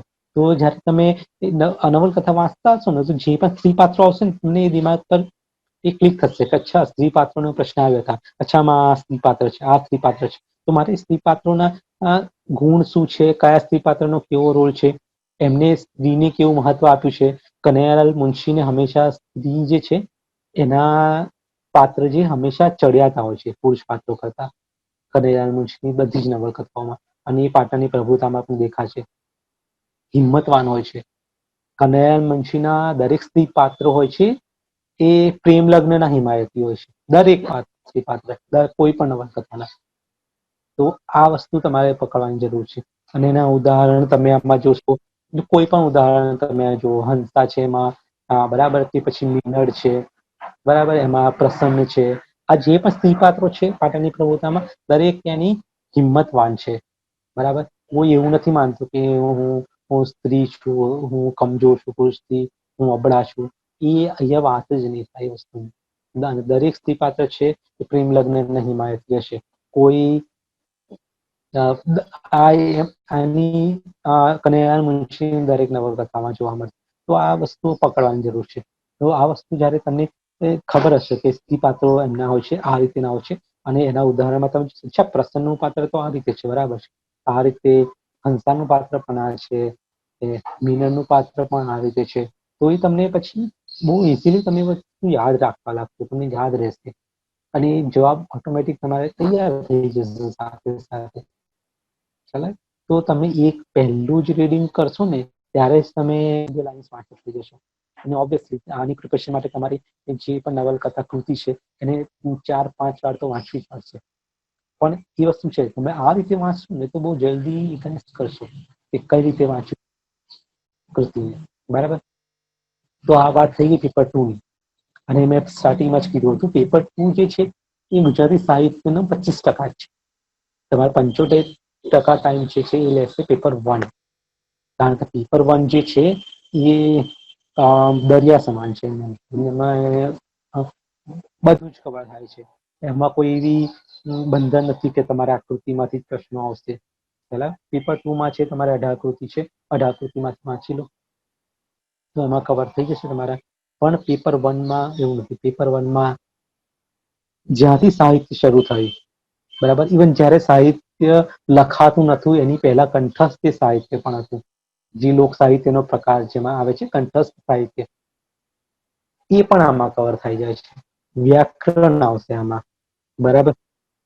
અને આટલું મોટું સાહિત્ય છે તો એને યુગોમાં વિભાજિત કરવામાં આવ્યું છે કે શરૂઆતનું જે છે તો મધ્યકાલીન યુગ છે, બરાબર. મધ્યકાલીન યુગ પછી એના પછી જ્યારે અંગ્રેજો આવ્યા અને એ વખતનું એ વખતે સુધારક યુગ આવશે. સુધારક યુગમાંથી થોડું આગળ વધશે એટલે સાક્ષ્ય યુગ આવશે. સાક્ષ્ય યુગથી આગળ વધશો એટલે ગાંધીજી આવ્યા એ સમય ગાંધી યુગ આવશે. પછી અનુગાંધી યુગ આવશે, પછી આધુનિક યુગ આવશે, પછી અનુઆધુનિક યુગ આવશે, જેમાં આજકાલના જે બી લેખકો અને કવિઓ છે, સાહિત્યકારો છે, એ બધાનો સમાવેશ થાય. તો આ રીતે યુગોમાં વિભાજિત થયેલું છે, બરાબર. દરેક યુગ છે એની પોતાની લાક્ષણિકતાઓ છે, વિશેષતાઓ છે, અને દરેક યુગ છે એના પછીના યુગ સાથે કઈ રીતે કનેક્ટ થાય છે. વચ્ચે કોઈ એવી વોટર ટાઈપ સેપરેશન નથી એમાં. એ હરવેશની જે રીતે સામાજિક કે રાજકીય પરિવેશમાં બદલાવ આવશે એની અસર સાહિત્ય પર પડવાની છે, બરાબર. અને સાહિત્યમાં જે બદલાવ આવશે એની અસર પણ સમાજ પર પડે છે. તો બંને વાઇસ વર્સા એકબીજાને અસર કરે છે, એકબીજાના પૂરક છે. તો એ રીતે જોશો તો દરેક આ વિભાગ જે યુગ છે એ વિભાજિત કર્યા છે બસ આપણા એની આપણને ઈઝી પડે વાંચવા માટે. આખી રિયલમાં એસ એવું કોઈ વિભાજન નથી. સાહિત્ય તો આમ એક નદીના પ્રવાહ જેવું છે જે વહેતું જાય, બરાબર. એનું વિભાજન બસ આપણી સહેલાઈ માટે આપણે કરી રહ્યા છીએ તાકી આપણને ખબર પડે કે અચ્છા ગાંધીજી આવ્યા તો ગાંધી વિચાર આવ્યા, ગાંધીની ગરીબો પ્રત્યે જે એમની વિચારશૈલી હતી, અસ્પૃશ્યતા નિવારણ વિશે એમના વિચારો હતો, ગામ વિશે જે એમના વિચારો હતા, તો એની અસર ગાંધીવાદની અસર જાહેર સાહિત્યમાં પડી. એના લીધે સાહિત્ય જે હતું જે પહેલા જ્યારે સાક્ષર યુગ હતું તો સાક્ષર યુગમાં એ સમયે જે કાંઈ લખાતું હતું એ બસ લખવા માટે, આમ લખવા એટલે એમાં જે તમને બધું એકદમ રાજનગરની વાતો હશે, જેમ કે સરસ્વતીચંદ્ર રહેલો, બરાબર. રાજનગરની વાતો હશે ને એ વાતો હશે, પણ જે જમીનથી જે અંદરના આપણે જે ગામ પ્રદેશના લોકો છે, બરાબર, એમના જીવનના વાસ્તવિક પ્રશ્નો છે, એ પ્રશ્નની વાત જ્યારે ચાલુ ગાંધી યુગ આવ્યો ત્યારે એ ગાંધીજીની અસરના લીધે, એટલા માટે ગાંધી યુગ અલગ પડે છે. તો સાહિત્યમાં એક જે બદલાવ આવ્યો ને તો એના લીધે આપણે આ વિભાજન કરીએ છીએ યુગોમાં. તો એટલા માટે આજે સ્ટાર્ટિંગમાં યુગ કીધા ને તો યુગમાં પછી એમાં બધા સાહિત્યકારો છે, કવિઓ છે, લેખકો છે. ઈઝી વસ્તુ એ છે કહી દો કે આમ તો અનલિમિટેડ ઘણા બધા એવા છે કવિ, લેખક જેમણે એમનું યોગદાન આપ્યું છે, પણ જેમનું યોગદાન સવિશેષ છે, બરાબર. તો એ જે કવિ લેખકો છે એના પર જ આપણે વધારે ફોકસ કરીશું, બરાબર. ગુજરાતી સાહિત્ય અક્ષર રાખવાની એક સારી વાત કહી દઉં તમને. સૌથી સારી વાત એ છે કે એ તમને એવા અનનોન કવિ કે લેખક કે એના વિશે નહીં પૂછે, પ્રશ્નો એવા નહીં આવે, ઇવન એ પણ નહીં આવે. માની લો કે ફોર એક્ઝામ્પલ ગોવર્ધન ત્રિપાઠી, બરાબર, ગોવર્ધન ત્રિપાઠી નવલકથા આપી, જેમ કે સરસ્વતીચંદ્ર 4 ભાગ લખ્યા છે, સૌથી પહેલી નવલકથા આ રીતેની. તો એમણે જે નવલકથા, એમણે કવિતા પણ લખી છે, બરાબર, એમણે કવિતા પણ લખી છે અને બીજા સાહિત્ય રૂપોમાં વિવેચન પણ કર્યું છે, બરાબર. પણ 90% જે પ્રશ્ન આવશે એક્ઝામમાં, તો એમની નવલકથાને લઈને જ આવશે. ચાલો, એ એમ નહીં પૂછી લે કે ગોવર્ધન રામ ત્રિપાઠીના વિવેચન વિશે એ ટિપ્પણી કરો. ચાલો, એટલે ઇન શોર્ટ, જે લેખક, જે સાહિત્યકાર જેના માટે ફેમસ છે, મોસ્ટલી પેપરમાં ક્વેશ્ચન્સ એ રીતે જ આવશે. ખ્યાલ આવે ને? રમણલાલ દેસાઈ છે, તો એમની સામાજિક નવલકથા વિશે પ્રશ્ન વધારે આવશે, એમની નવલિકા વિશે. કનૈયાલાલ મુનશી આવશે તો એમના નાટકો છે, એમની નવલકથાઓ છે. નવલકથામાં પણ એમના ઐતિહાસિક નવલકથાઓ, ખ્યાલ. તો એનાથી વધારે આજુબાજુ કઈ ફટકી એવા ડાયવર્સ કરીને એવા ક્વેશ્ચન એક્ઝામમાં નહીં આવે. એ બહુ સારી વાત છે. તમને પેપર એટલું ટફ નથી બનતું. તમે જોશો ને, તમને એમ લાગશે કે બહુ વેરિએશન નથી પેપરમાં, પણ તમારા માર્ક્સ મેટર કરશે એના પર કે તમે જવાબ કેવા લખો છો. પ્રશ્નો મોરલેસ સેમ જ હોય છે બધા, એની બહુ વધારે વેરિએશન નથી હોતા, પણ તમે જવાબ કઈ રીતે લખો છો ને એના પર મેટર કરશે કે તમને માર્ક્સ કેવા મળે છે. તો પેપર વનમાં હંમેશા 75% તમારો ટાઈમ લેશે, કારણ કે જેમ પેપર 2માં મેં કીધું ને, તમે એક મજા માટે વાંચશો અને 3 કે 4 વાર વાંચશો તો તમારે કંઠસ્થ થઈ જશે, તમને સ્ટોરી લાઈન ખબર પડી જશે, પાત્રોના નામ યાદ થઈ જશે. તમને મોસ્ટલી બધા પ્રશ્નો કેવા આવે છે એ તમે સ્ટાર્ટિંગમાં વાંચી લીધું છે, તો એ તમને વધારે આની પ્રોબ્લેમ ક્રિએટ નહીં કરે. પણ પેપર 1માં એટલા બધા કવિ, સાહિત્યકાર ને એટલા બધા નામ આવશે, એમની કૃતિઓ આવશે, એ યાદ રાખવાની. અને માનો લાભશંકર ઠાકર છે, બરાબર, આધુનિક કવિ. લાભશંકર ઠાકરની આધુનિક કવિતાઓ, તો તમને એમની જે મુખ્ય કાવ્ય સંગ્રહ યાદ હોવા જોઈએ, 5-6. તમને કાવ્ય સંગ્રહની અંદર કવિતાઓ જે છે મુખ્ય યાદ હોવી જોઈએ, બરાબર. કોઈ કવિતાઓ છે એની 1-2 પંક્તિઓ યાદ હોવી જોઈએ કોટ કરવા માટે. એમના જે કવિતા, એમની લખવાની જે સ્ટાઇલ છે, એમ તો એ સ્ટાઇલ તમને ખબર હોવી જોઈએ કે એ સમાજાભિમુખ હતા, સૌંદર્યાભિમુખ હતા, બરાબર. એ સૌંદર્ય વિષયની વધારે ધ્યાન રાખતા હતા કે પછી સમાજના પ્રશ્નોને પણ એમાં વધારે વાત કરતા હતા એમની કવિતાઓમાં. તો એ બધી વસ્તુ બહુ ડિટેલમાં જોવી પડશે, અને આવા હંડ્રેડ્સ ઓફ એની સાહિત્યકાર છે જેની પ્રિપરેશન તમારે એમાં કરવી પડશે. અને એક વાત કહી દઉં કે તમે જ્યારે આની પ્રિપરેશન કરશો પેપર 1ની, ત્યારે તમને એમ લાગશે કે આટલા બધા સાહિત્યકારોના નામ, એમની કૃતિઓ, એમના સંગ્રહો, એમના નામ કેવી રીતે બધું યાદ રાખીશું. પણ આમાં એટલા માટે નહીં કીધું, 75% ટાઈમ તમારો પેપર 1 લેશે, કારણ કે તમે વાંચશો, ફરી વાંચશો, ફરી વાંચશો, ત્યાં જઈને તમારો એક પહેલા ફાઉન્ડેશન તૈયાર થશે. ત્યારે તમને જે પણ દરેક યુગના જે મુખ્ય જે સાહિત્યકારો છે, એમના નામ, એમની કેટલીક મુખ્ય કૃતિ છે, એ તમને યાદ થશે. પછી તમે વધારે વાંચશો તો વધારે ડિટેલમાં તમને એમની કૃતિ, વધારે સાહિત્યકારો વિશે જાણશો, એ યુગની વધારે વિશેષતાઓ તમને ખબર પડશે. એટલા માટે 75% તમારો ટાઈમ જે છે પેપર 1માં જશે. અને બુક્સ જે છે વાંચવાની છે, એમાં મને કોઈ વધારે એટલા વેરિએશન બહુ વધારે આપણી પાસે એ છે નથી કે આટલું અલગ કાંઈક વાંચવાનું છે. બહુ વધારે બુક્સ આપણે લિમિટેડ જ છે, તમે રેફર કરી શકો છો. પ્રસાદ બ્રહ્મભટ્ટ છે, ધીરુભાઈ ઠાકર છે, રમેશ ત્રિવેદી છે, બરાબર. એમની બુક્સ તમે વ્યાકરણ છે, વ્યાકરણ તારીમાં છે 40 માર્ક્સ તમારા વ્યાકરણના આવશે પેપર 1માં, અને એ રોકડિયા માર્ક્સ માની લો. એ કોઠારી બુક્સ છે વ્યાકરણની, તો એ તમારે તૈયાર કરી લેશો ને તમે, લિમિટેડ છે, તમને બહુ ટાઈમ નહીં લાગે વ્યાકરણ તૈયાર કરતા, અને એના લિમિટેડ જ ક્વેશ્ચન આવે છે, વધારે એમાં વેરિએશન નથી. તો તમારે રોકડિયા માર્ક્સ એ ક્વેશ્ચન આવશે અને તમે જવાબ લખશો તો ઓલમોસ્ટ ફૂલ માર્ક્સ તમને એમાં મળવાના ચાન્સીસ છે. તો એ સારી વસ્તુ છે. એક સ્ટ્રોંગ પોઈન્ટ પણ છે આપણે ગુજરાતી સાહિત્ય ઓપ્શન રાખવાનો. એના પછી આપણે વાત કરીએ કે પ્રિપરેશનમાં કેટલો સમય આપવો ઓપ્શનલ પેપર માટે. તો સ્ટાર્ટિંગમાં સૌથી પહેલા જ મેં વાત કરી હતી, જો તમારે મેઇન્સ ક્લિયર કરવી હોય તો તમારો ઓપ્શનલ પેપર સૌથી વધારે સ્ટ્રોંગ કરો. ઓપ્શનલ પેપરના માર્ક્સ જ મેટર કરશે કે તમે મેઇન્સ ક્લિયર કરો છો કે નહીં. ઇવન ફાઇનલ ક્લિયર થાય, તમારી એક્ઝામ ક્લિયર થાય છે કે નહીં એ પણ તમારા ઓપ્શનલ પેપરના પરફોર્મન્સ પર જ મેટર કરશે. માટે તમે જો તૈયારી સ્ટાર્ટ કરી રહ્યા હોય ત્યારે, અને જો તમે પ્રિલિમમાં તમને એવું લાગે છે તમે પ્રિલિમ માટે તમે તૈયાર છો, તમને એવું લાગે છે અને તમે મેન્સ માટે કંઈ તૈયાર કરવા માંગો છો, રોજનો 1 કલાક કે 2 કલાક તમે જો મેન્સ માટે આપવા માંગો છો તો એ ફક્ત ને ફક્ત ઓપ્શનલ પેપરને આપવા. બરાબર. અને જો તમે ફર્સ્ટ અટેમ્પ્ટ આપી રહ્યા હોય, બરાબર, અને જો તમારી પ્રિલિમ તૈયારી છે, પ્રિલિમની તૈયારી આ વખતે જો આપી રહ્યા છો, આ વર્ષે જો કોઈ આપવાના હોય પ્રિલિમ, તો મેન્સ માટે 3 મહિના મળે છે. અને જો તમારી કોઈ તૈયારી નથી મેન્સ માટે તો હું કહીશ કે તમે 2 મહિના, 3માંથી 2 મહિના છે પૂરેપૂરા ઓપ્શનને આપી દેવા ગુજરાતી સાહિત્યની પ્રિપરેશન કરવા માટે.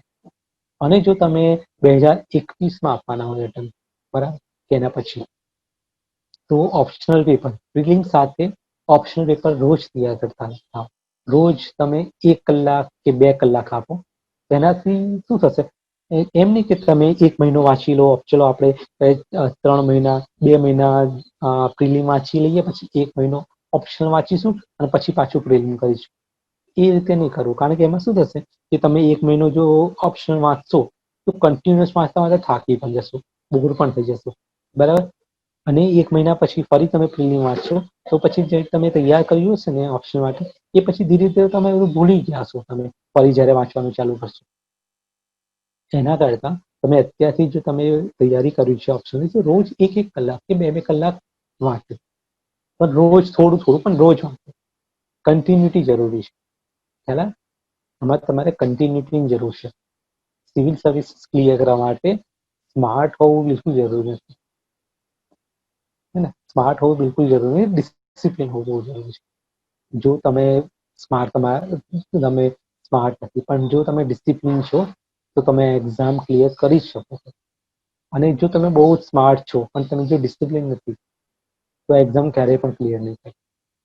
જો એ જ વસ્તુ હોય, જો દરેક સ્માર્ટ હોય ને તમે એક્ઝામ ક્લિયર કરી જ જાઓ, તો અત્યારે જે પણ આઈઆઈટી છે, કાયમ છે, હે ને, જે આઈઆઈટી ને આઈઆઈએમ ના જે સ્ટુડન્ટ છે, જે ઓબ્વિયસલી જેમણે ગ્રેજ્યુએશન સારા ઇન્સ્ટિટ્યૂટમાંથી કર્યું છે, તેમની એક્ઝામ નીકળી ગઈ.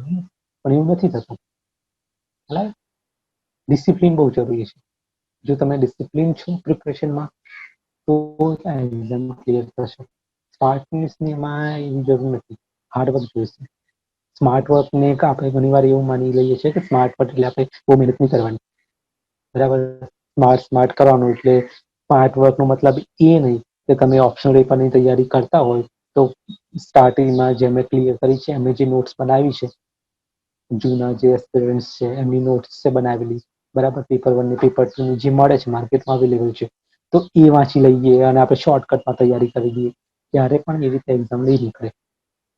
એ વસ્તુ સમજો. તમે એ રીતે તૈયારી તમે જીએસના પેપરમાં કરી પણ શકો, કે તમે કોઈની નોટ્સ વાંચી લો, બરાબર, હિસ્ટ્રી માટે કે આર્ટ એન્ડ કલ્ચર માટે કે કોઈ પણ સબ્જેક્ટ માટે.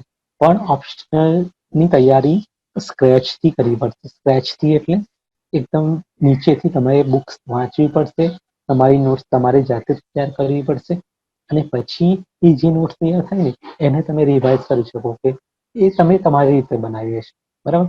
એ માની લો આજે માર્કેટમાં કોઈ શોર્ટ નોટ્સ અવેલેબલ છે કોઈ ટોપર્સની જેમણે બનાવી છે, તો એ તમે નોટ્સ વાંચશો તો એકચ્યુઅલી એ નોટ્સ કોણે એને બનાવી છે એના માટે, બરાબર.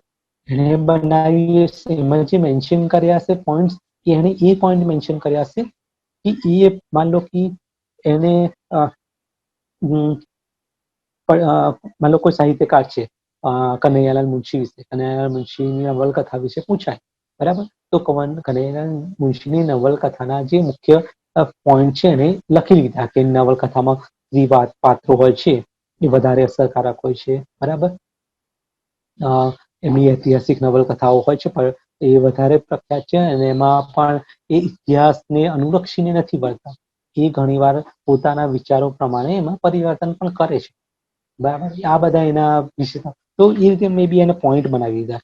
પણ એને જયારે પોઈન્ટ બનાવ્યા ને જયારે નોટમાં એને તો એને એ જ પોઈન્ટ બનાવ્યા જે એને યાદ નતા રહેતા. જે મે બી એને એકદમ કન્ફ્યુઝ થશે વસ્તુ કનૈયાલાલ મુનશી વિશે તો એ નોટ્સમાં નહીં લખે. એ જ લખશે જેને રિવાઇઝ કરવાનું છે. પછી તમે એની નોટ્સ વાંચશો ત્યારે તમે બસ એટલું જ ધ્યાન આપશો જેને લખ્યું છે. જેણે નથી લખ્યું, જેણે એને યાદ જ રહી ગયું છે, જેને એને રિવાઇઝ કરવાની જરૂર નથી. બરાબર. એ વસ્તુ તો તમારા દિમાગમાં આવવાની જ નથી ક્યારેય. અને બીજી વસ્તુ તમે જ્યારે કંઈ વાંચો છો ને તો તમે જે પણ વાંચશો એનું તમને 40% જ યાદ રહેશે. બરાબર.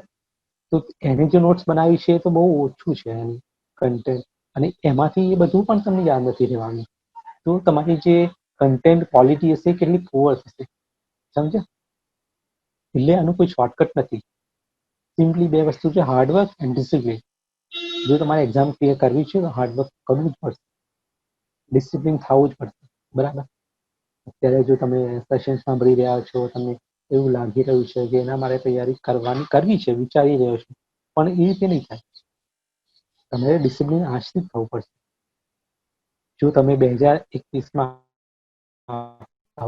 તો બરાબર, તમે પછી 22માં આપતા હોય તો પછી તમે વિચારી શકો છો તમારે શું ચેન્જીસ કરવા, તમારી પ્રાયોરિટી શું છે, તમે એક્ઝામની તૈયારી શું કરવા કરી રહ્યા છો. બરાબર. તો એ વસ્તુ તમારે મેઇન વસ્તુ ધ્યાનમાં રાખવાની જરૂર છે કે આ જે છે એની જે તૈયારી તમે કરશો એકદમ ક્રક્સથી કરવાની છે. બરાબર. અને ગુજરાતી સાહિત્યની વાત કરું તો પેપર 1 અને પેપર 2 સારી રીતે તૈયાર કરવામાં, એવી વન ટાઈમ તૈયાર કરવામાં તમને અને ફૂલ ટાઈમ જો તમે તૈયાર કરશો તો તમને 5 થી 5.5 મહિના લાગશે. બરાબર.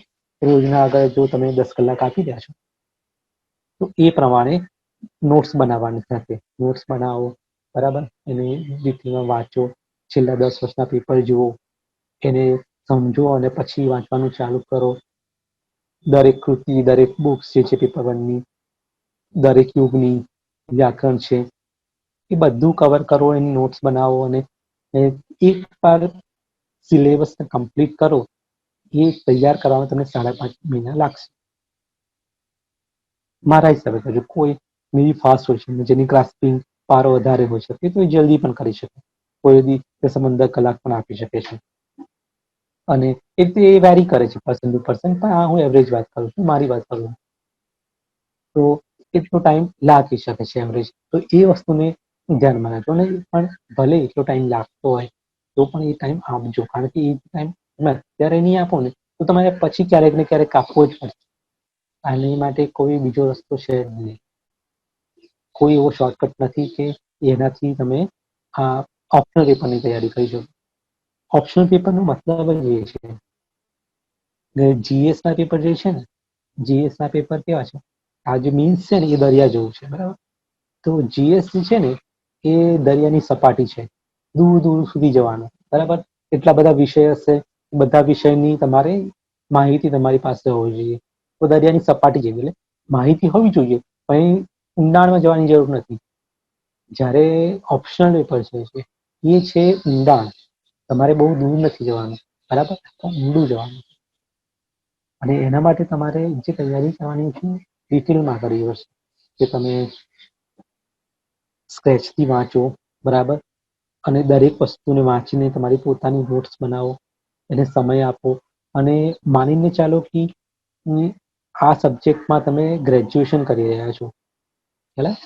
ગ્રેજ્યુએશન ઇન ધ સેન્સ એ રીતેનું કે તમને એ સાહિત્યની દરેકે દરેક વસ્તુ તમને ખબર હોય. તમે આપણા ગુજરાતી સાહિત્યના જેટલા બી યુગ છે, દરેક યુગના પરિવર્તનો કઈ રીતે આવ્યા, શું આવ્યા, એ તમને ખબર હોય.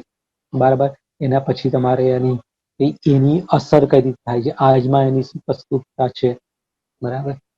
પછી આજે શું પરિવર્તન આવી રહ્યા છે સાહિત્યમાં, એ રીતે એટલે આ એક જે છે ગુજરાતી સાહિત્યમાં એટલા માટે ને એ જ કારણ છે કે કોઈ પણ તમે જ્યારે પસંદ કરશો ને ઓપ્શનલ સબ્જેક્ટ કોઈ પણ ગુજરાતી સાહિત્ય નહીં કોઈ પણ તેમાં તમારો રસ હોવો જરૂરી છે અને કોઈ પણ ઓપ્શનલ સબ્જેક્ટ તમારે સ્ક્રેચ થી અને ઝીરો થી સ્ટાર્ટ કરવો પડશે ને તૈયાર કરવો પડશે એમ નથી કે તમે એન્થ્રોપોલોજી કે સબ્જેક્ટ રાખી લો કારણ કે નોટ્સ અવેલેબલ છે માર્કેટમાં ઘણા બધા ટોપર છે એના થ્રુ ફર્સ્ટ રેન્ક લાવ્યા છે અને એમની નોટ્સ અવેલેબલ છે તો આપણે કરી લઈશું તો આપણા એટલી સારા તો આવી જશે એવું નથી હોતું અને એ પોસિબલ નથી આજથી કહી દો તમને એટલે પછી તમે એના પાછળ એક બે વર્ષ ખરાબ કર્યા પછી તમે એ વસ્તુને સમજો આજથી એ વસ્તુથી ચેતી જજો કે ઓપ્શનલ પેપર જે છે એની તૈયારી તમારે જાતે સ્ટેપમાં કરવી પડશે બરાબર વસ્તુને સમજીને કે આમાં તમે જે વાંચી રહ્યા છો તો એની તમને ડેપ્થ ખબર હોવી જોઈએ કે આ કૃતિ છે કે પછી તમે આ યુગ છે તો એની અસર શું છે એને સમજવું જરૂરી છે એને સમજો એને બીજી વસ્તુ આને જ્યારે તમારી આ તૈયારી થઈ જાય માની મેં કીધું 5.5 મહિના કે 6 મહિનામાં તમારો ઓપ્શનલ પેપર તૈયાર થઈ જાય બરાબર એના પછી તમારે હવે ચાલુ થાય છે રિયલ પ્રેક્ટિસ જે તમે પેપર કઈ રીતે અટેમ્પ્ટ કરવું બરાબર હવે આપણે અત્યાર સુધી વાત કરી એ વાત થઈ કે આપણે ઓપ્શનલ પેપરની તૈયારી કઈ રીતે કરીશું બરાબર કે આ કઈ રીતે વાંચવું બરાબર વાંચતી વખતે કઈ વસ્તુનું ધ્યાન રાખવું કેટલો ટાઈમ લાગશે બરાબર ક્યાંથી શરૂઆત કરવું કઈ રીતે કરવું શું ના કરવું શોર્ટ નોટ્સ કે કોઈ ટોપરથી નોટ્સ ની રેફર નહીં કરવી આ વસ્તુ જોઈ હવે આવી આપણે અટેમ્પ એની રાઇટિંગ જે આન્સર લખશો તમે માની લો કે તમે તૈયાર કરી લીધું બધું પેપર 1 તમારું ફર્સ્ટ ક્લાસ તૈયાર છે પેપર 2 તમે તૈયાર છે બધા સાહિત્યકારોના નામ કૃતિ સંગ્રહ બધું જ તમને યાદ છે બરાબર હવે આવે છે રાઇટિંગ કે જ્યારે તમે ક્વેશ્ચન આવશે બરાબર તો ક્વેશ્ચન અટેમ્પ કેવી રીતે કરશો કારણ કે ત્યાં લિમિટેડ ટાઈમ છે 3 કલાકમાં તમારે એની એક ક્વેશ્ચન લખવાના હોય છે 20 ક્વેશ્ચન હોય છે પેપર 2 માં થોડા ચેન્જ થશે પણ છે 18-19 પણ મોરલેસ આટલા છે અને દરેક ક્વેશ્ચનમાં ઓન એવરેજ તમે એ પ્રમાણે જુઓ તો 6-7 મિનિટ જેવું તમને મળશે બરાબર તો અને એમાં તમારે 150 વર્ષના અને 250 વર્ષના તમારે જવાબ આપવાના રહેશે 10-10 માર્કના છે તો તમારે 150 વર્ષમાં લખવાના 150માં લખવા પડશે બરાબર તો એ તમે લખશો તો તમે તમારી સ્પીડ કેવી હોવી જોઈએ કઈ રીતે લખવું જોઈએ તો આ જે હું કહું છું એ દરેક પેપરમાં મેટર કરશે કે તમે જ્યારે જવાબ લખો ને તો તમે દરેક વ્યક્તિની સ્પીડ અલગ છે લખવાની કોઈ ધીમું લખે છે કોઈ બહુ ફાસ્ટ લખતું હશે તમે અહીંયા એવું નથી કે તમે જો લખો છો તો મે બી 20 તમે થોડી સ્પીડ વધારો પણ એનો મતલબ એ નહીં કે એ સ્પીડમાં લખવાનું વધારે લખવામાં એની ક્વોલિટી કોમ્પ્રોમાઇઝ થાય બરાબર જ્યારે પેપર જ્યારે ચેક થાય ને ત્યારે એક વસ્તુનું ધ્યાનમાં રાખવું કે જે પેપર ચેક કરનાર હોય એને તમારું પેપર જોઈને એ ના ખબર પડવી જોઈએ કે તમે પહેલો ક્વેશ્ચન કયો અટેમ્પ્ટ કર્યો અને લાસ્ટ કયો અટેમ્પ્ટ કર્યો ઘણી વાર શું થાય હવે પેપર સ્ટાર્ટ કરશો ને એટલે મસ્ત લખશો પહેલા 2 પ્રશ્નો 5 પ્રશ્નો મસ્ત લખાશે પછી 20 ક્વેશ્ચન લખવાના છે 2 કલાક પૂરા થઈ ગયા અને તમારા 10 જ ક્વેશ્ચન પૂરા થયા છે જો અડધું પેપર બાકી છે અને સમય બચ્યો છે હવે 1 કલાકનો અને છેલ્લી સિચ્યુએશન એવી આવશે કે 5 મિનિટ બાકી છે અને જો 2 ક્વેશ્ચન લખવાના બાકી છે બરાબર તો એક ક્વેશ્ચન તમે લખશો આન્સર અઢી મિનિટમાં તો ઓબ્વિયસલી તમારી રાઇટિંગ કેવી હશે તમે બસ ત્યાંની ફટાફટ અડધા ખબર પડી જશે ભગાવશો એટલે દેખાઈ આવશે કે આ સ્ટુડન્ટે આ પ્રશ્ન છેલ્લે લખ્યા છે એટલે આમાં એની રાઇટિંગ ખરાબ છે એનું કન્ટેન્ટ ક્વોલિટી ખરાબ છે તો એ ખબર પડી જાય તો એનાથી એમને ખબર પડી જાય છે કે આ સ્ટુડન્ટ છે એને ટાઈમ મેનેજમેન્ટ પેપરને અટેમ્પ્ટ કરવાની પ્રેક્ટિસ નથી કરી ટાઈમ મેનેજમેન્ટ એટલા માટે જરૂરી છે પેપર જ્યારે તમારી તૈયારી થઈ જાય બરાબર તૈયારી થઈ જાય પછી એના પછી મેં સ્ટાર્ટિંગમાં જે કીધું હતું કે માની લો તમે કોઈ કૃતિ લીધી છે જેમ કે મેં કીધું સ્ટાર્ટિંગ મારી હકીકત એમાં છેલ્લા 10 વર્ષના ક્વેશ્ચન આવ્યા છે કે આટલા ક્વેશ્ચન્સ આવ્યા છે હવે કૃતિ વાંચી નાખી 6 મહિના થઈ ગયા તમે તૈયાર કરી લીધું હવે ફક્ત ક્વેશ્ચન્સ લઈને બેસો અને હવે તમે કારણ કે ક્વેશ્ચન્સને ધ્યાનમાં રાખીને જ કૃતિ વાંચી છે અને બધું તૈયાર કર્યું છે હવે તમે જુઓ તમે શું લખી શકો છો ટાઈમ કન્સ્ટન્ટ રાખ્યા વગર સેકન્ડ સ્ટેજ છે રાઇટિંગનું, બરાબર, પણ વિધાઉટ ટાઈમ કન્સ્ટ્રેન્ટ. તમે એને વિચારો કે તમે એક આન્સર લખવામાં 10 મિનિટ લાગે છે કે 15 મિનિટ લાગે છે કે 20 મિનિટ લાગે છે, એને ઇગ્નોર કરી દો. અને આ બહુ નહીં, આ 10-15 દિવસનું જ કામ છે, બરાબર. તમે લખવાનું ચાલુ કરો કે તમે માની લો લખી રહ્યા છો પાટણની પ્રભુતા નવલકથામાં ના સ્ત્રી પાત્ર, આ પ્રશ્ન છે, બરાબર. અને આને તમે 15 માર્ક્સનો ક્વેશ્ચન, બરાબર, 15 માર્ક્સનો 250 છે, બરાબર, 250 શબ્દમાં તમારે જવાબ લખવાનો છે. તો તમે એને લખવાનું ચાલુ કરો. તમે જેવું તમે સ્ત્રી પાત્ર, તમે જેવો જવાબ તમને જેટલું ખબર છે એ લખો, જુઓ પછી તમે કેટલો ટાઈમ લાગશે, 15 મિનિટ લાગે છે, 20 મિનિટ લાગે છે, બરાબર. કેટલા શબ્દો તમે લખી નાખશો, બરાબર. માની લો તમે લખ્યા છે 400 વર્ડ, બરાબર. તો હવે તમે જુઓ કે આમાંથી રિડન્ડન્સી કેટલી છે, એટલે એવું શું છે જે તમે વારંવાર લખ્યું છે, એક બે હજી ન લખવું જોઈએ, તો એને પહેલા ચેકી નાખો, બરાબર. પછી જુઓ કે તમે ક્યાં શબ્દોનો વધારે ઉપયોગ કર્યો છે, જ્યાં નાના નાના વાક્યોમાં તમે વધારે કન્ટેન્ટ આપી શકતા, એની જગ્યાએ તમે મોટા મોટા વાક્યો વાપર્યા છે, તો એને કાઢો, ખ્યાલ આવે. તો એ રીતે ઓછું કરશો ને તો તમે 300 સુધી આવી જશો, કદાચ 300 શબ્દોમાં. હજુ તમારે 250 ઈઝી છે લિમિટ, તો તમે 200-220 ની આજુબાજુ લખશો. તમે જો સ્લો લખતા હશો તો તમે 200 વર્ડ્સમાં આન્સર લખશો ને તો પણ ચાલશે, પણ ક્વોલિટી હોવી જોઈએ એમાં. તો એ આ રીતે જ થશે. પછી તમે એ વસ્તુનું ધ્યાન આપશો. પછી જ્યારે બીજો ક્વેશ્ચન લખશો તો આ વસ્તુને ધ્યાનમાં રાખીને લખો.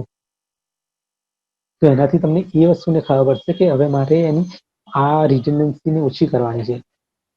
વગર કામનું, બે મતલબનું મારે રિપીટ થતું હોય એ વસ્તુ વારંવાર નથી લખવાની, બરાબર.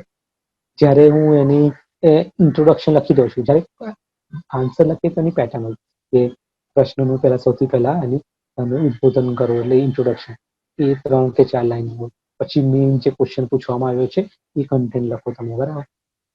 અને છેલ્લે એક કન્ક્લુઝન હોય જે 3 કે 4 લાઈનનું હોય છે, બરાબર. આ એક સિમ્પલ એની પેટર્ન છે દરેક ક્વેશ્ચનની, આ જ ફોલો થાય છે અને આ જ છે પેટર્ન, આ રીતે છે. તો આમાં તમે જ્યારે ઇન્ટ્રોડક્શન યુઝ કરો, બરાબર, તો તમે ઇન્ટ્રોડક્શન એ રીતે યુઝ કરો કે ઇન્ટ્રોડક્શનમાં પણ તમે એક બે મુદ્દાને કવર કરી લો.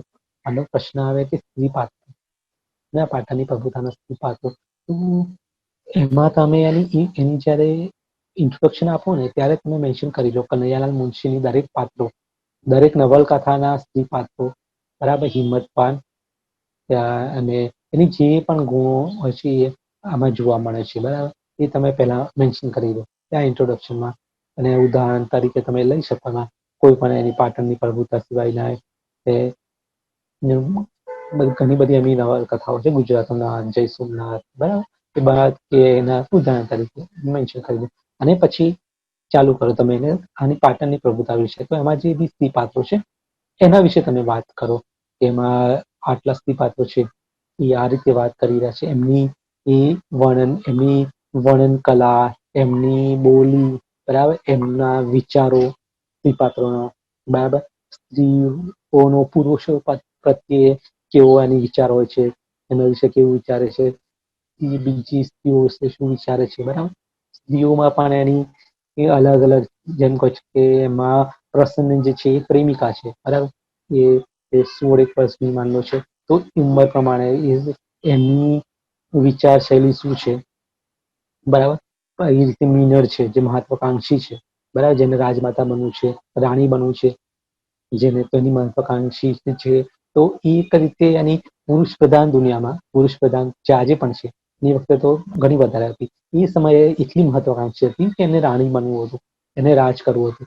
તો એ કઈ રીતે યુક્તિઓ લગાવે છે, એનામાં કેટલી આત્મવિશ્વાસ હશે, બરાબર. તો એ વસ્તુની વાત કરવાની છે. આ બધા પોઈન્ટ જે છે એ તમે મેઇન બોડીમાં તમે મેન્શન કરીશું. જે મેઇન બોડી કમ્પ્લીટ થાય કન્ક્લુઝનમાં તમે ફરી 3 કે 4 લાઈન કન્ક્લુડ કરી શકો છો કે કનૈયાલાલ મુનશી જે છે એમની પાટણની પ્રભુતાના સ્ત્રી પાત્રો જે છે, બરાબર, એમનામાં આ ગુણો સ્પષ્ટ દેખાઈ આવે છે, બરાબર, આટલા છે. અને જેના પર એ સમયની સામાજિક પરિસ્થિતિ નો પણ ઘણો ઓછો અસર છે. એ પાત્રો એવા હશે કનૈયાલાલ મુનશીના કે એના સ્ત્રી પાત્રોને તમે આજના આ આજની નવલકથામાં મૂકી દેશું ને તો પણ તમને આધુનિક દેખાશે. તો એટલા એમના એની જે પાત્રો છે, પાત્રો એટલા અસરકારક છે કે એમણે એમની એ સમયની ધાર્મિક કે સામાજિક મર્યાદામાં પણ બાંધ્યા નથી.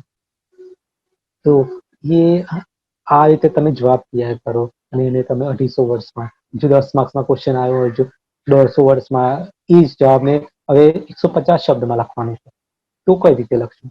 તો આ પછી પ્રેક્ટિસ ટાઈમ ચાલુ થાય છે.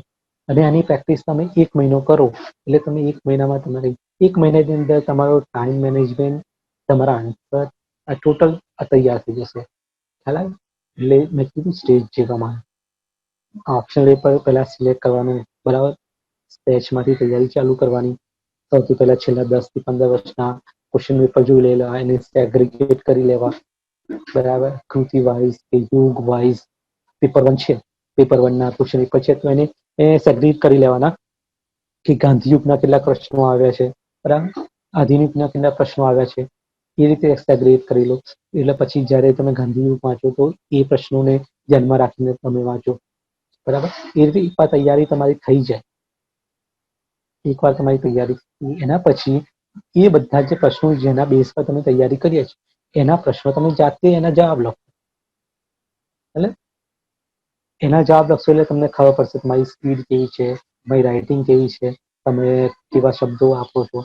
અને હા, બીજી વસ્તુ કે એવો કોઈ નથી કે તમે જે લખો છો એમાં તમારી જે ભાષા હોવી જોઈએ બહુ સાહિત્યિક હોવી જોઈએ અને બહુ ફ્લાવરી લેંગ્વેજ હોવી જોઈએ, એવું કંઈ નથી. તમે સિમ્પલ ભાષા તમારી સિમ્પલ ભાષામાં લખશો ને તો પણ માર્ક્સ મળશે, પણ તેનું કન્ટેન્ટ હોય એની ક્વોલિટી હોવી જોઈએ.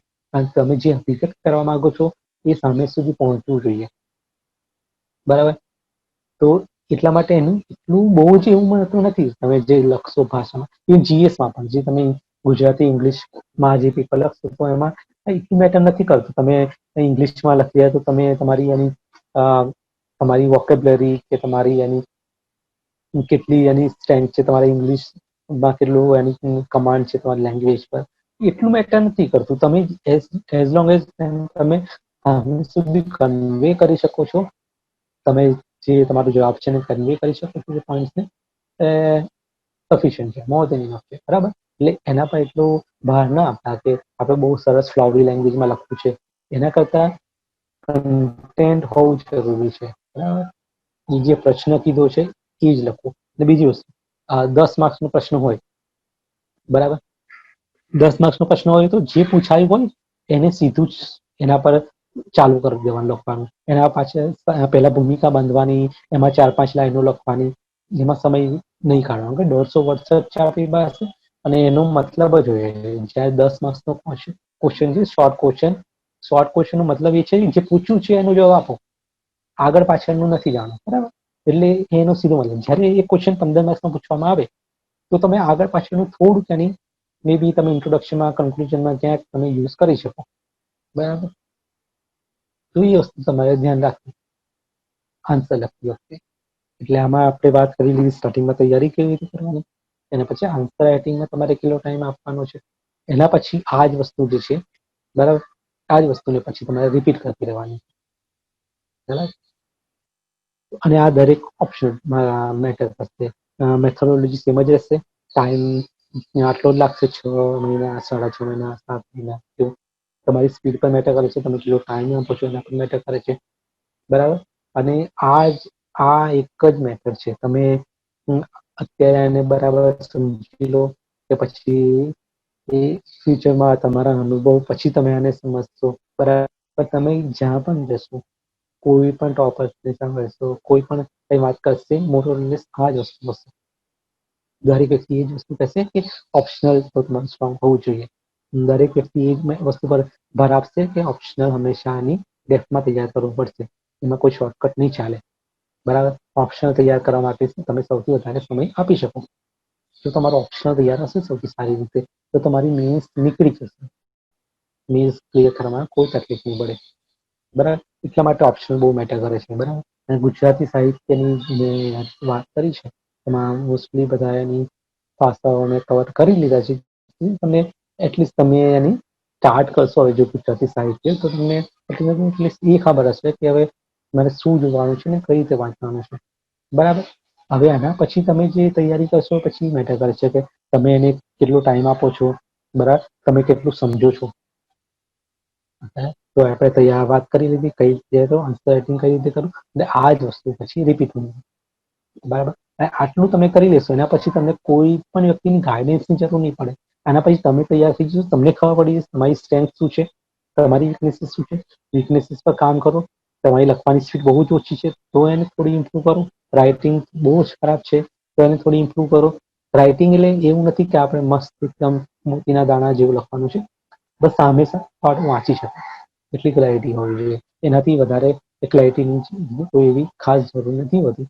બસ એની ચેક ના થાય તો સારું, બરાબર. લખવામાં એટલે એનાથી ખ્યાલ આવે કે તમે કન્ફ્યુઝ નથી આન્સર લખવામાં, તમને ખબર છે તમે શું લખી રહ્યા છો. અને જો ચેક થાય તો કંઈક તમે કટ કરો તો એને એક જ લાઈન મારવાની, આડો લીટો, બરાબર. એને ગોળ ગોળ કઈ ઘૂંટીને એવું નહીં કરી દેવાનું કે સામેવાળાને ખબર ના પડે તમે શું છે. બસ એક લીટી મારવાની એટલે સામેવાળો ચેક કરનાર એને ખબર પડે કે તમે આમાં આ ભૂલ કરી હતી એટલે મારે એને છેપ્યું છે. અને એમને ખબર પડે કે તમે જે ભૂલ કરી એને તમે સ્વીકારી લીધી અને તમે તેને સુધારી લીધી. તમે એને એકદમ એની બિલકુલ ઘૂંટીને ગાયબ કરી દેશો ને તો એ સારું પણ નહીં દેખાય આન્સરમાં, અને એમાં એની સામે ચેક કરનારા ખબર પણ નહીં પડે, બરાબર, કે તમે એમાં શું ભૂલ કરી હતી, તમે આ કેમ છે. બાકી એસે જેવું કાંઈ મેટર નથી કરતું બહુ વધારે.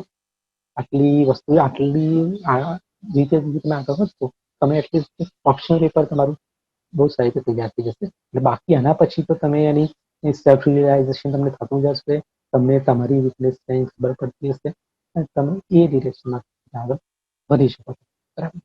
તો હવે આનાથી વિશેષ તો બીજું કાંઈ આમ રહેતું નથી કહેવાનું. બાકી જો કોઈ ડાઉટ છે તો આપણે હવે ક્વેશ્ચન એન્ડ આન્સર સ્ટાર્ટ કરીએ છીએ, બરાબર. તો હવે આની Q&Aમાં આપણે ડિસ્કસ કરીએ. જેને કોઈ પણ પ્રશ્ન છે ગુજરાતી સાહિત્યમાં કે કોઈ પણ ઓપ્શનલ પેપર લેવામાં, મેઇનલી ગુજરાતી સાહિત્ય જો તમે લીધું છે તમે જે કંઈ પણ કોઈને પ્રશ્ન છે તો હવે પૂછી શકે છે.